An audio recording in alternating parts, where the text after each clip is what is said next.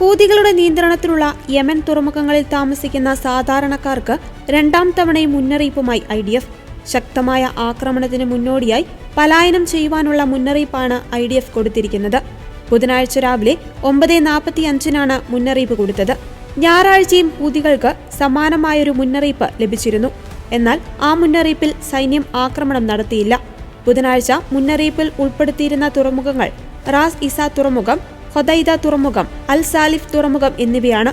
ഭീഷണിക്ക് മുൻപ് ഹൂതികൾ ഇസ്രായേലിലേക്ക് വിക്ഷേപിച്ച ബാലിസ്റ്റിക് മിസൈലുകൾ IDF തടഞ്ഞിരുന്നു.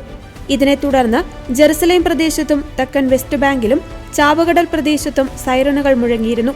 ആക്രമണത്തിന് ആരോ ഇന്റർസെപ്റ്ററുകൾ പ്രയോഗിച്ചതായാണ് സൈന്യം വ്യക്തമാക്കുന്നത്.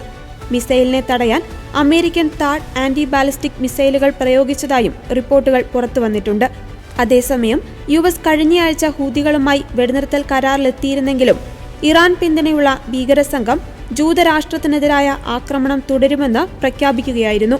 മെയ് 4-ന് ബെൻഗുരിയോൺ വിമാനത്താവളത്തിന് സമീപവും ഹൂതി മിസൈൽ പതിച്ചിരുന്നു. ഇതേ തുടർന്ന് മെയ് 5-നും 6-നും 2 റൗണ്ട് ആക്രമണങ്ങളിലായി ഇസ്രായേൽ ഹൂതി തുറമുഖങ്ങളിലും അവരുടെ അന്താരാഷ്ട്ര വിമാനത്താവളങ്ങളിലും വ്യാപകമായി ആക്രമണം നടത്തിയിരുന്നു.